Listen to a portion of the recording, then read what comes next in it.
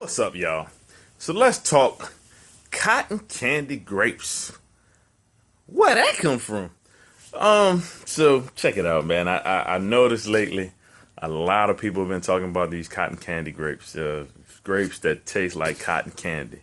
I know it seems strange. I know it doesn't even seem like it's real, but they do exist.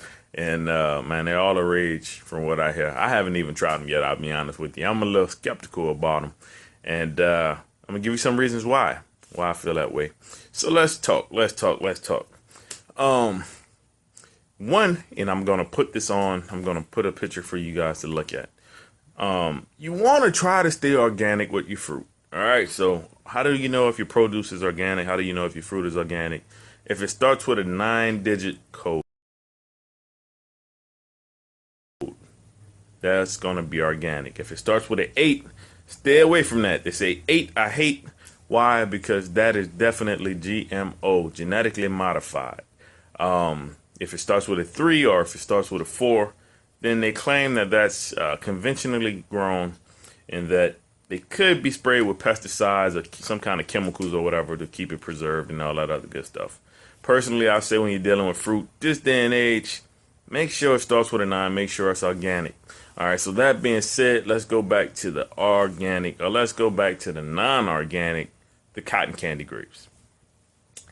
How in the hell do you get cotton candy flavor inside a grape without it being genetically modified? Now, if this was original, if this was natural, if this was naturally occurring, I would think that this would be something that had been around since our childhood or even since before that. When we're talking about genetically modified grapes, or when we're talking about cotton candy grapes, this is a recent phenomenon. I've only recently started hearing about this, probably within like the last year or two. So to me, that lets you know that something is up with these, and this didn't just happen. This had to happen in the lab. This had to be produced some kind of way.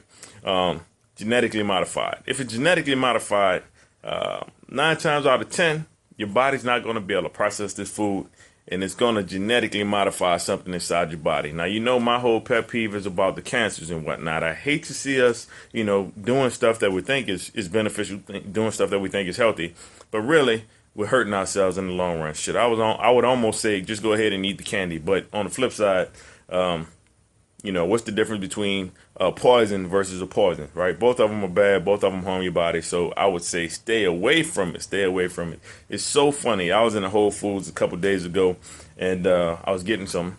The organic grapes were on sale. So I'm like, cool, man. I'll go ahead and grab me a pound real quick. And this guy, it was so funny the way he came up to me, man. He kind of tapped me on my shoulder. Doom, doom. Say, dog, you ever tried them cotton candy grapes? Dude, I'm telling you, you try them bad boys, you ain't gonna want to go back, dude. They the truth. I'm telling you, they the truth. And I'm laughing because I'm thinking, I bet they are good. There's no doubt in my mind they're not tasty and they're not addictive and all this other good stuff.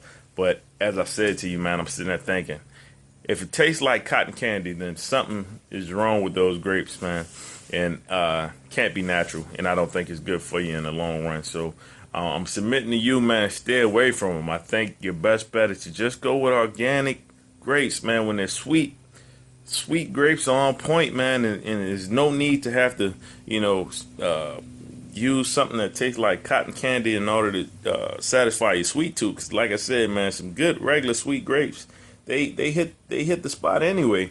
They hit the spot anyway. And then lastly, I know some of you might not care, man, but and this is Bible right here. If a fruit doesn't have a seed, then that's probably man-made as well. Bible says that a tree is going to produce after itself. A fruit is going to produce after itself. So it's going to have some seeds inside of it. So if your fruit doesn't have any seed, then you probably want to leave that alone also, even if it is saying that it's organic, because like I said, just in nature, everything should be able to reproduce, unless it was some kind of hybrid, right? So that's my 2 cents on that, man. Let me know what you think. I'm gonna add a couple pictures on how do you identify specifically organic, non-organic, conventionally grown, et cetera, et cetera. And we just got to do better, y'all, man. We got to do better. There's too many people out here dying of these cancers and whatnot. I'm not saying that this is going to be the one thing that's going to keep you cancer free, but cumulatively, collectively, hopefully over time, the more we do, the better we try.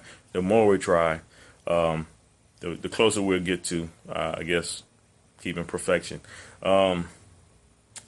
Rest in peace, Dr. Sebi. I don't know. I know some of y'all might have noticed that he died a couple years ago. I know a couple of you might have noticed that he died a couple weeks ago. It's not really being covered by the media, major mainstream media. This guy was the alkaline healer that healed AIDS and cancers and all kind of other stuff by basically staying with naturally made alkaline foods and herbs and vegetables, etc. So that being said, y'all have a good day. I hope all is well. This is your boy Mark B Fitness representing Track Nation today. I'm a track star in my mind. Y'all have a good day. Peace. All right, please, y'all, if you like this video, please subscribe and share it. Pass the information along. Y'all have a good day, man. Mark B Fitness, BukuFit.com. I'm out.